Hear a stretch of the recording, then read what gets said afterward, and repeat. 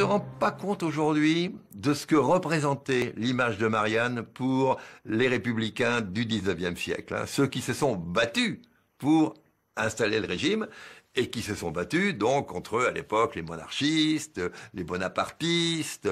Le combat a été difficile. On est mort pour Marianne, hein, sur les barricades de la Commune de 1848. Et donc, cette image de Marianne, qui nous paraît aujourd'hui très folklorique, elle était quelque chose de quasi religieux pour ceux qui avaient la foi républicaine et qui se battaient pour installer ce régime. Voilà, cette Marianne, qu'on appelle la Marianne de Tlemcen, elle date du 14 juillet 1882. Et je l'ai mise ici parce que c'était l'endroit où Louis-Philippe mettait son trône. Les parlementaires rendaient hommage à Louis-Philippe et partaient dans l'hémicycle.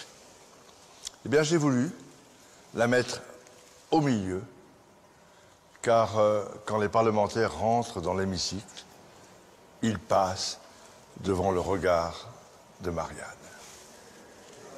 Celle-là est une Marianne maçonnique intéressante, car elle a été, sous la Troisième République, la Marianne de l'obédience maçonnique du Grand Orient de France. Une Marianne maçonnique, voilà qui m'intrigue. Allons poser la question aux intéressés. Direction le Grand Orient de France. Cette Marianne est-elle anecdotique ?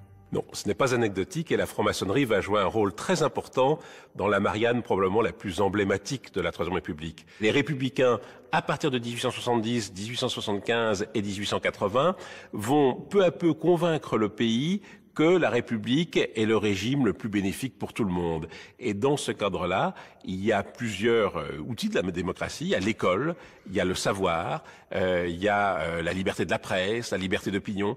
Et la République va mettre ça en place très vite, à partir de 1880. Et à ce moment-là, eh bien, il faut un emblème, une effigie qui représente ce nouveau régime, ce régime qui veut faire des citoyens, qui veut émanciper les Français.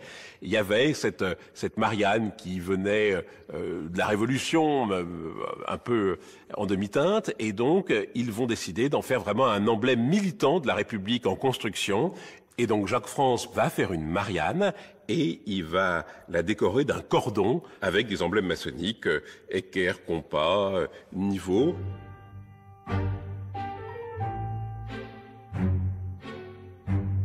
Mais à partir du moment où un certain nombre de dignitaires maçons, qui sont aussi des hommes politiques républicains, avec des responsabilités, vont vouloir en faire l'emblème de la République, le buste de la République, bien sûr, on ne pourra pas conserver les emblèmes maçonniques. Et donc Jacques France va faire une deuxième version de sa Marianne, avec les grandes dates de la République. Elle est exactement pareille, il ne s'est pas fatigué, si on peut dire, mais bon. Donc exactement le même cordon, mais au lieu d'attributs maçonniques, il va y avoir les trois grandes dates de la République, 1789, 1848 et 1870. Et en France, on avait une tradition, c'était de mettre un buste symbolisant le régime dans les mairies, dans les préfectures, dans les lieux institutionnels, sur une petite étagère. Alors il y avait eu le buste de Napoléon, de Louis XVIII, de Louis-Philippe, de Napoléon III, et là, l'étagère était un peu vide.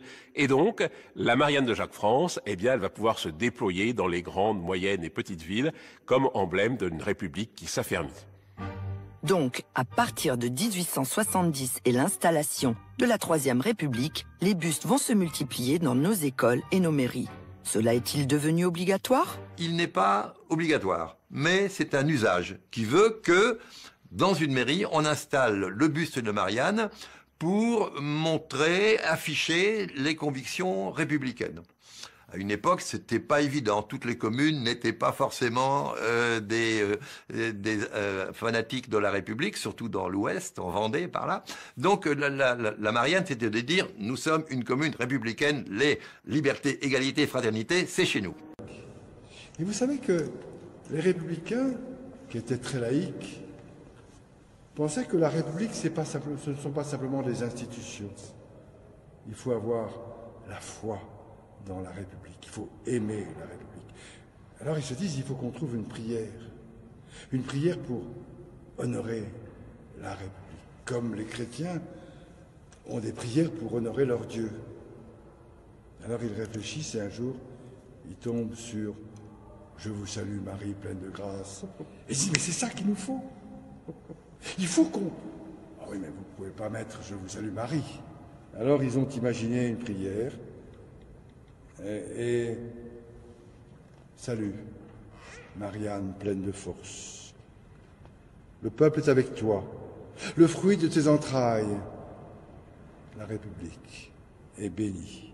Sainte Marianne, mère du droit, aie pitié de nous. Sainte Marianne, délivre-nous, Vierge de la liberté. Délivre-nous des rois et des papes.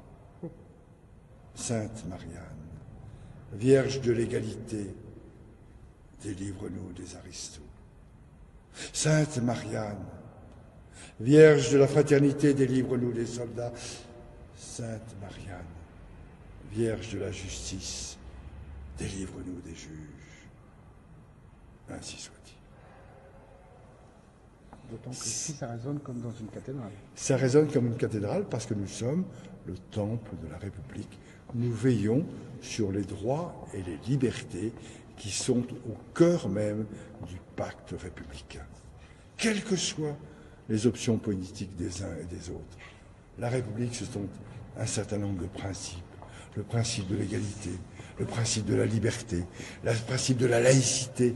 Tous ces principes, ils permettent, en les faisant respecter, à des hommes et à des femmes d'origine, de conditions, de croyances, de couleurs différentes, de vivre ensemble.